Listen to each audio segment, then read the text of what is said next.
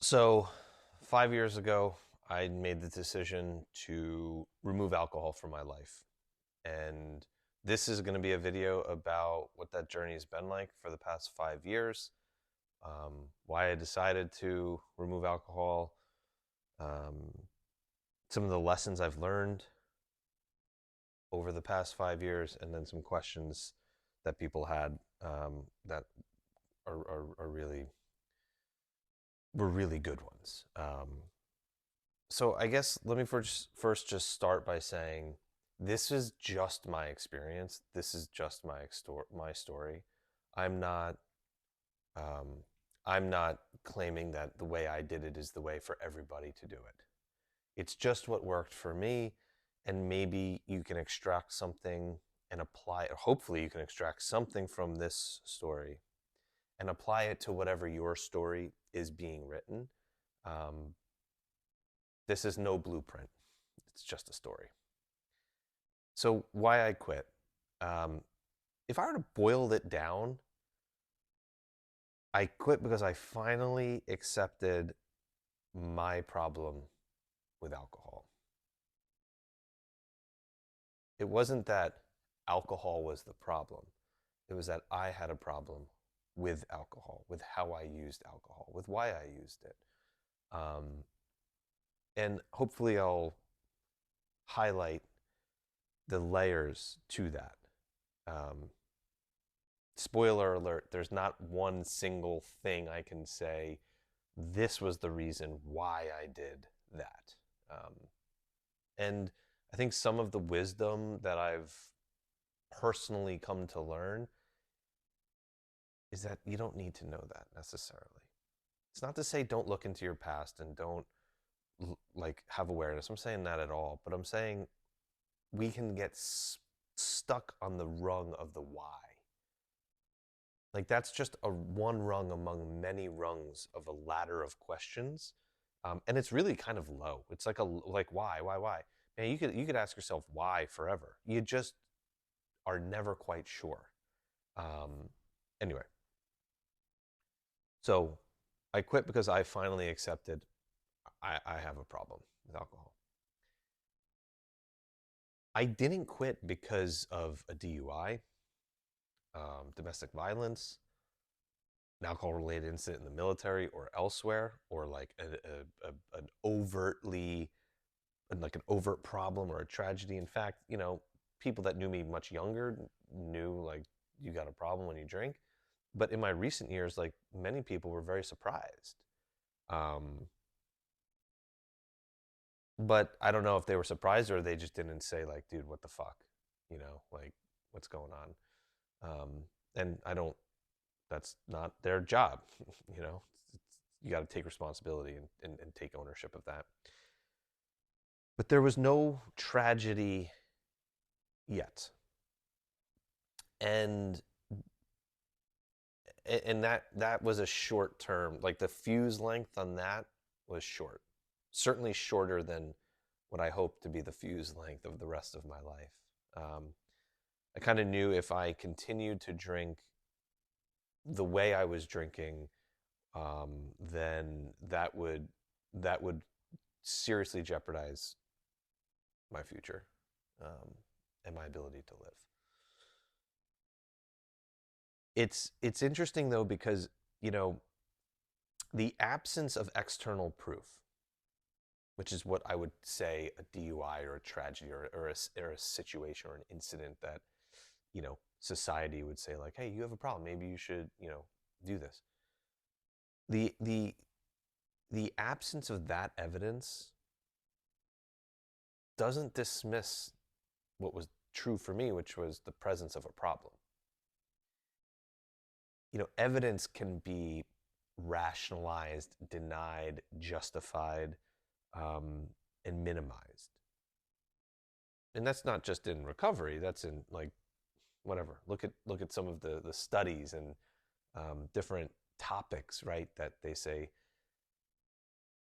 here's the evidence to do it, and somebody's going to show you two pieces of evidence for why that is wrong. And it's like a ping pong game of proving and all of that. when it comes to recovery, when it comes to addiction, when it comes to substance use or problematic behaviors that destroy life, because it's not always including a substance, the external proof and the external evidence is far less significant than the internal wisdom, the internal knowledge, the intuition. And it's not just like you can turn the light on and be like, intuition.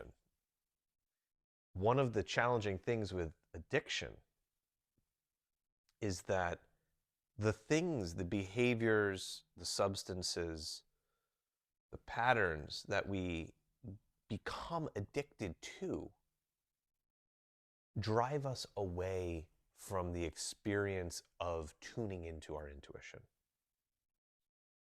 And by that I mean the pain drives the addiction. The internal state, the internal pain, unpleasantness, propels this need to escape. And then the addictive behavior or substance is the escape route. You know, when you're driving in the South and there's there's a signs like hurricane escape route. Yeah, that's pretty much addiction. Get the fuck out of this storm. In a nutshell. For me, alcohol did that like magically. And so from the first time I had a beer, it escaped my reality, which was one of pain and sadness and things I'm still not entirely sure of. But it worked at having me escape. Of course, when you come back, nothing has changed. In fact, you just kind of went a little bit lower.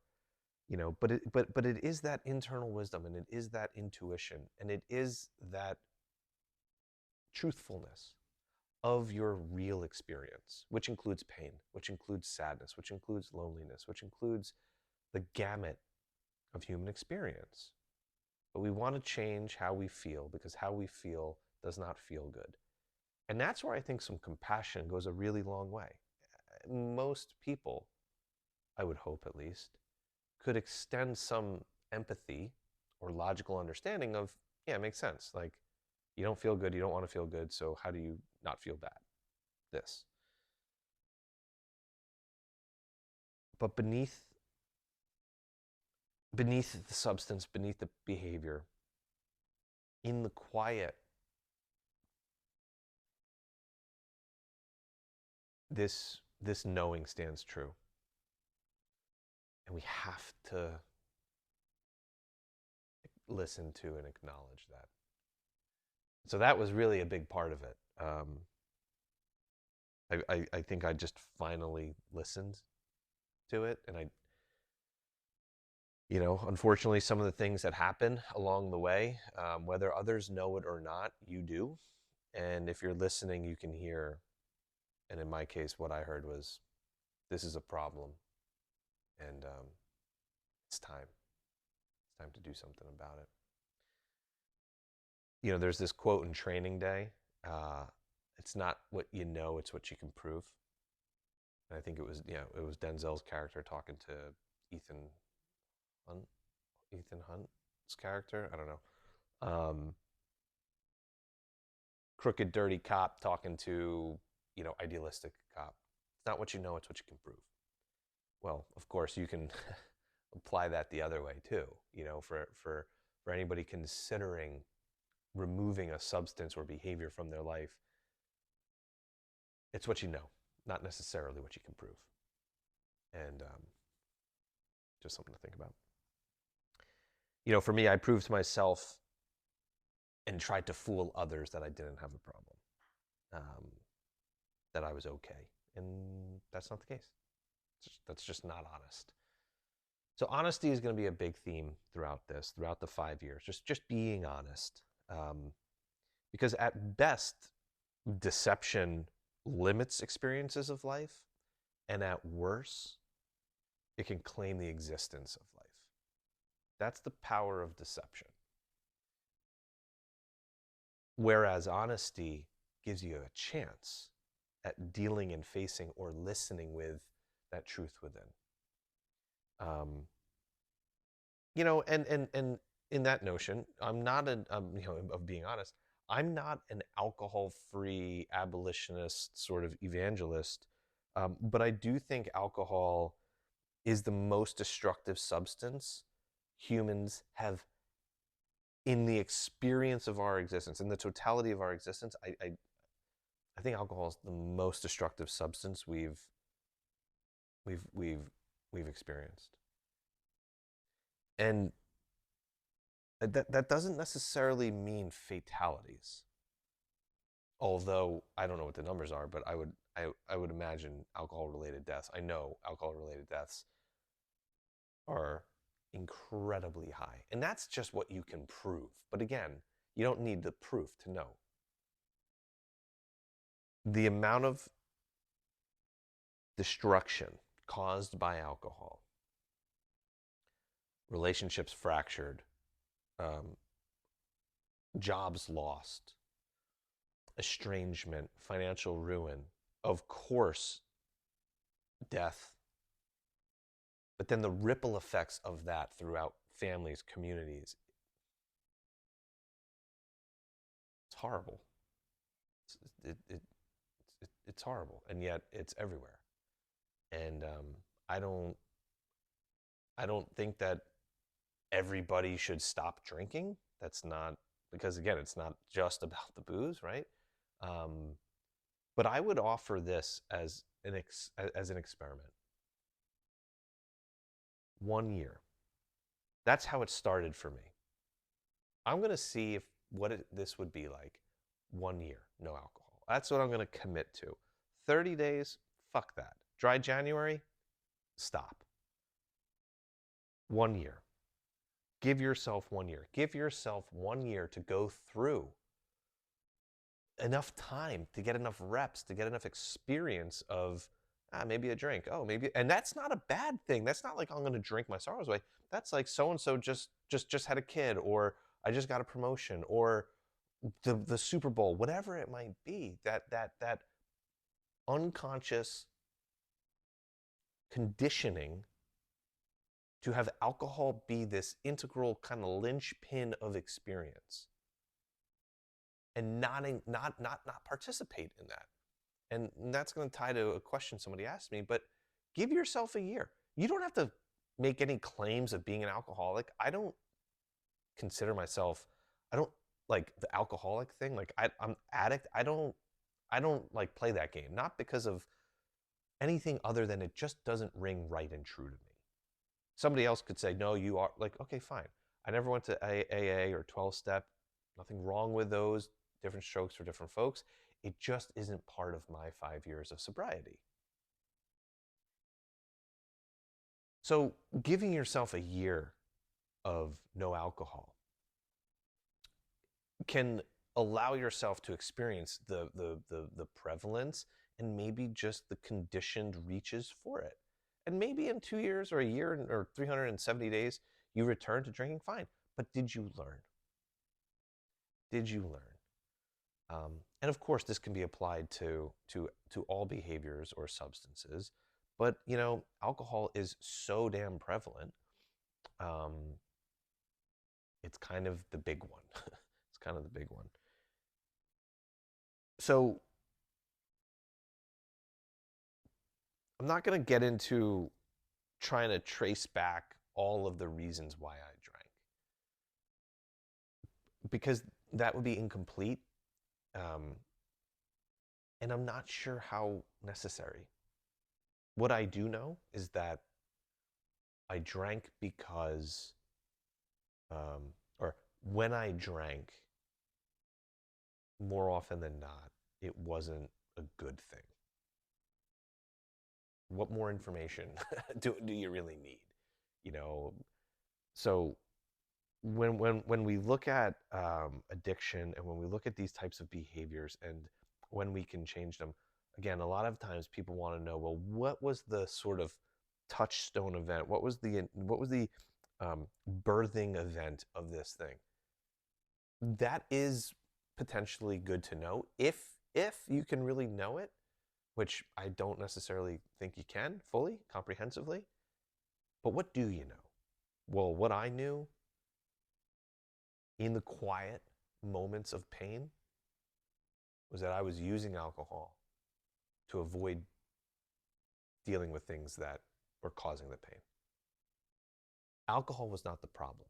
Alcohol was the solution.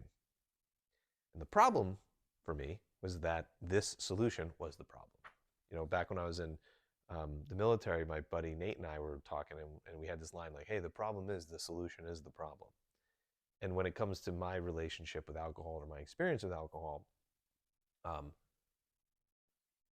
the problem was that a solution I used to solve the problem was creating more problems. But again, that's all about me. You know, that's all about me. So speaking of that, three things I've really kind of learned, I would say. No alcohol does not equal no problems. Removing alcohol doesn't solve them either. And I want to be honest about that, because at first I was kind of like, all right, like if I just stop drinking, like things are going to just kind of fix themselves and be okay. No, that's not, that's not, don't have that expectation. Or at least I learned that that expectation is false. Removing alcohol, what it does is it clears a path. It clears a path for you to do the work, to address the things that alcohol's really good at having you avoid, to stay in the pain that the addictive behavior or substance, again, for me, alcohol, to stay in the pain that's your escape pod, right? Which also includes being present, for me at least.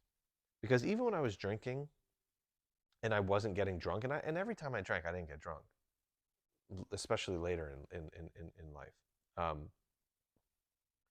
But I was kind of always trying to play this game of like, all right, how can I kind of how can I feel better enough? I drank to feel most of the time because I felt dead often.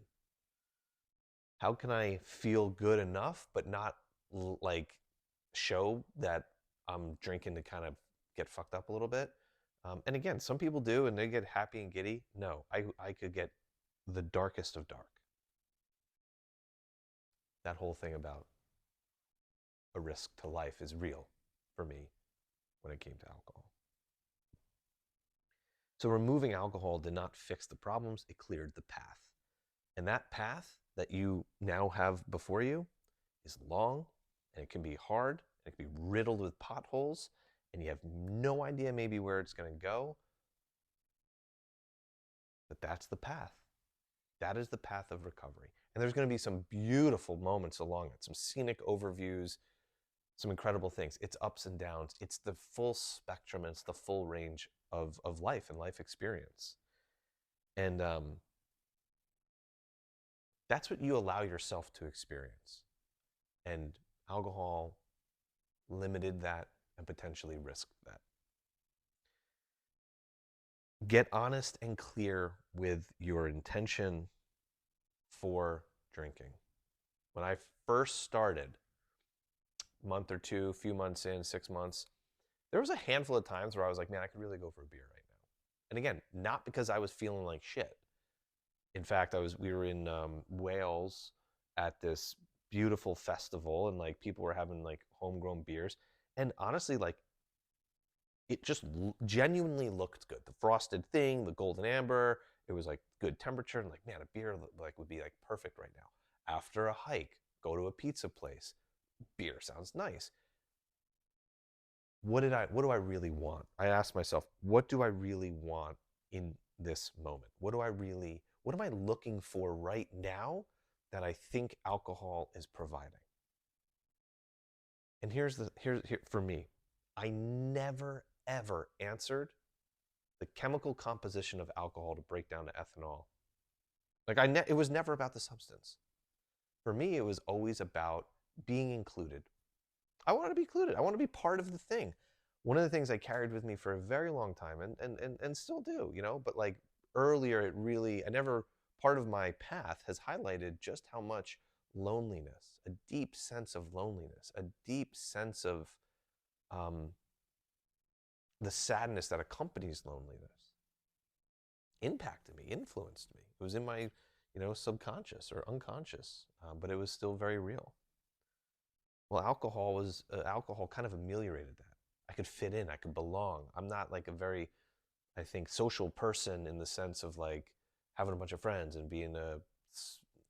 If anybody watches Curb Your Enthusiasm, like I'm not like the center. I don't want to be. There's some people who are extroverted and entertaining and all of that. God bless you. That's not me. But like two or three people, if we're on a one-on-one, like I'm giving you everything.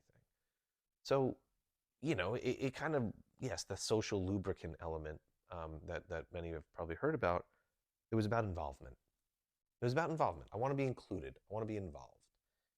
And again, I just want to make clear that's not coming from a place of, well, I wasn't involved. Like no, don't be a fucking victim to any of this stuff. Acknowledge that a lack of involvement had a detrimental influence on behaviors and actions. But the path is not a path to the courthouse stairs. And I think for me, that's an important lesson that I've learned over these years. This is not about assigning blame, responsibility. If anything, it's taking on what's right and true, but also what's not. And what's not is that it's somebody else's fault. Not saying that other people aren't involved in painful experiences, but like sometimes if we let go of trying to find the guilty party or be the judge and jury, we let go of that, we're able to pick up what we really need, which is the stuff we used substance to fill. We get to fill that void with wholesomeness, with goodness, with pro, um, with productive, life productive and life producing activities, whatever that is for the person. What do I want in this moment? What do I need? And is alcohol needed to provide me being included? Is the chemical composition of alcohol what is required and necessary, and everything is contingent upon for me to feel like I'm part of the group? And the answer is no. Now, you're out, you go to a strip club, you're entertaining people, you're drinking, you're doing all this stuff, like, and someone says, look, if you don't go, we're going to ditch you. That's not my story, but that's a story that I worked with someone who said, what's it worth to you? Again, honesty, man. These questions are, the path is a lot of, instead of road signs and mile markers, they're just giant fucking questions. And these questions are going to be hard. Is your job worth more to you than your life? If you can't step away from an environment and an experience, or an expectation rather, that says you drink or you're excommunicated, you're giving your life for that. And I get it. Military cult, my SF team was not like that. But I know that that's part of cultures. That's part of teams. That's part of organizations. That's part of different types of jobs. Like, I get it, man. But is it worth your life? Hard questions. Only you can answer them. You need both willpower and willingness. Willpower and willingness. We have to stop, in my opinion, this singular type of solution to systemic problems. There are no single solutions to systemic problems, and we are a system. Willpower, my take on willpower, is that it is saying no to something external. And willingness is saying yes to something internal. No to the alcohol, yes to me. The more we can say yes to our life and no to the things that risk our life or limit our life, we get this amazing combination of will. The will to live, the will to experience, the will to overcome, all of that. Some people need to develop more willpower. They need to be able to say no. Unfortunately, there's a narrative that's like, no, no, no, that's restrictive. That's this, that's that. Maybe. But all or nothing, black or white, one or zero, only do this, ineffective. Ineffective. And again, just what I've learned. Yeah, I want to be able to say no to that thing, but also say yes to this other thing. And no to alcohol, yes to my desire to live fully, cleanly, healthily, whatever it might be. You know? Kombucha is a great fill in too, by the way. So willpower and willingness. They create an entourage effect of actually channeling energies to live. And part of life means overcoming things, obstacles. It, there's a transcendent element to rising above that which tries to push us down. And alcohol and addictions and substances push us down. Behaviors, different relationships, stuff like that. Knowing when to say no. It's a healthy form of anger. Expression of good anger. Whereas holding on or denying is not so great. All right, I'm going to answer a few questions here and then wrap this up. So, coping. Somebody asked about what do I miss about alcohol and how do I cope with the things that I used it to cope with now. I don't miss anything about alcohol. Once I've rewired the relationship, I don't miss it. Every now and then I see something and I get the visual of, oh, like that looks like two fingers of bourbon neat is like, oh, there's a thing with that. It's just a symbol. It's a construct. Coping, coping is necessary, but it's not complete. Coping addresses symptoms, healing addresses causes. And I would say, fitness, reading, journaling, breathing, like social connections, all of that stuff, dogs are great to cope with things. But I was doing some of that while still drinking. Like I was super fit. I was, um, doing all of the things, but I wasn't involved in healing. So having healthy, productive outlets to change how you feel a little bit, because a symptom really, um, changing that to feeling better, great. But we can't get stuck at coping. Coping exists on the surface. We got to go deeper and heal. And that doesn't mean abandon coping mechanisms. Coping mechanisms are necessary, healthy, positive coping mechanisms are needed when we're doing that deeper healing work because it's going to feel like shit. And we need to do things that make us feel a little bit better. So I'm not saying throw coping out, but I'm saying orient towards healing. What does healing look like for each individual? How did my relationship with alcohol change over time? There's no conflict with it. I can thank alcohol for being a teacher, a stern teacher, like a mean, like not even a mean teacher, but there's no conflict. It's just not a thing.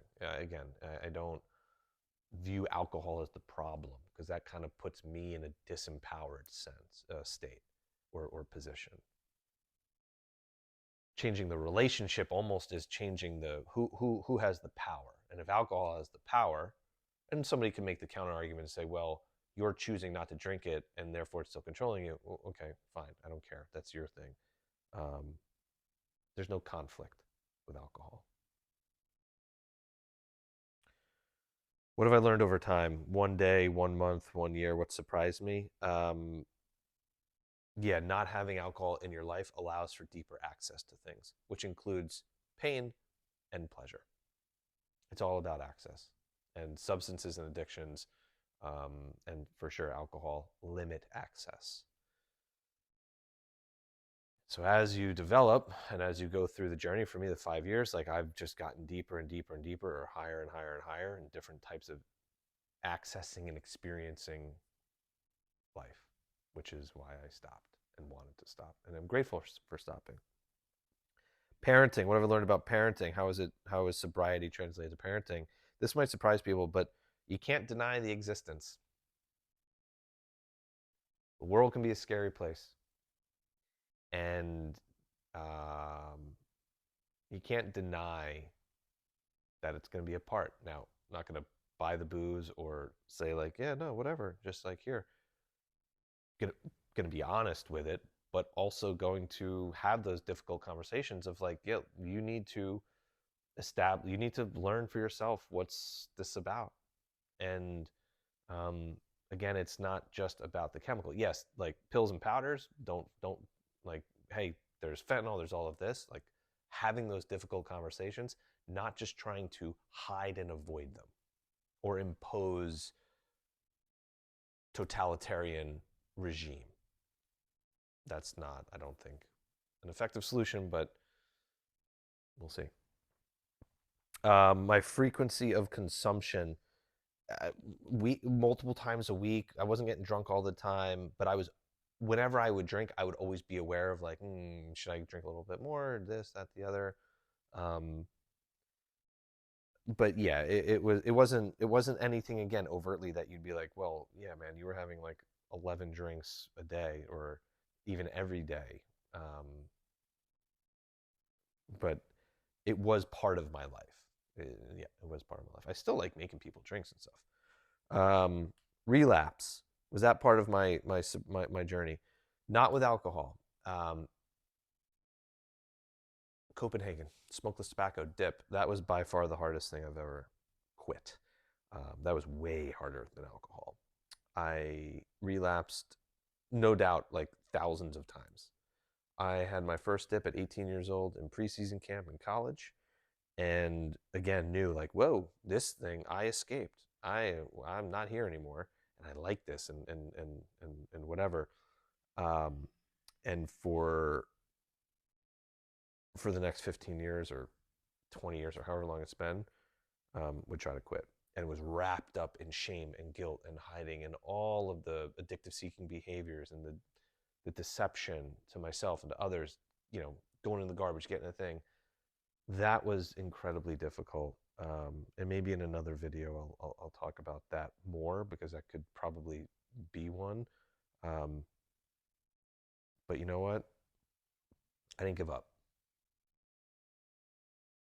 I didn't give up trying to quit. I quit quitting or unquit quitting, either way. What happens when it's in your environment and the courage to do that when society is it's so ubiquitous? Yeah, fuck society, man. Um, and again, I get it. That might be coming from a place of privilege, or that might be a bit flippant. But like, whose script are you living? I don't want to live someone else's script that says you have to drink alcohol. No, no, thank you. I don't view me not drinking as being courageous at all. I am no hero. Not I was not in an environment either where people were saying no, you have to like, and or I also had the attitude or the intimidation factor maybe to not be challenged on it. But for there to be courage, there does need to be some fear. And if there is the fear of what happens if I say no or what happens if I drink, that's your invitation to be courageous. Fear births courage. For me, the fear of not having a life, and I didn't even fully understand that lesson 5 years ago. Through psychedelics and plant medicine and my own kind of healing journey, that's been a hard lesson to learn, actually. That's actually been a really hard lesson to learn, painful. But I didn't even fully appreciate life. But I was scared enough to lose it. Um, and so, with that fear of living a life unlived, which was also part of how I felt inside, I felt dead but alive, like I was dead inside but had vitals. That fear of living like that or of not fully living pushes the courage to live. So it does come back to the courage to live fully, which includes pain, to live authentically and honestly, which includes change, listening to that internal wisdom, that intuition, not needing any proof to do something. Maybe you want to call that faith. It's a hell of a ride. It's a hell of a journey. Um, It's one of the proudest things that I've done. And I look forward to continuing to do. So if you're in the throes of addiction, don't give up. It's not a solo job. I know that that can sometimes be very cliche. Don't give up. Do not give up.